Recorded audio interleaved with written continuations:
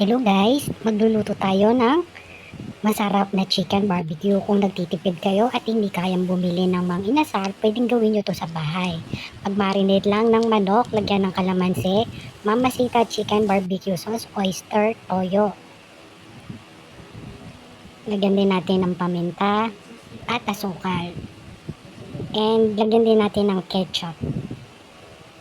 Pagsamasamahin lang natin at nilagyan ko din pala ng bawang para mas malasa. So, pag nagsama-sama na lahat ng ingredients, haluin natin mabuti para mas tumalab sa manok. I-marinate natin ng 1 to 2 hours or overnight para mas maging malasa.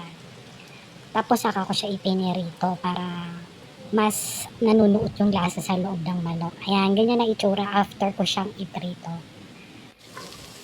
Ayan, pasensya na hindi siya sunog kasi yun yung pinagprituhan ko ng manok kanina. So, nagisa lang ako ng bawang sibuyas sa butter na may mantika. Kasi binali ko na yung senior fry ko ng manok. Binali ko na rin yung natirang marinated sauce kanina sa manok. Promise, pag natikman nyo to guys, sobrang sarap talaga nito. Naglagay rin ako ng margarine para mas maging malasa. Kahit yung mga pamangkin ko, sobrang nagustuhan itong ganitong luto sa manok at napakamura pa.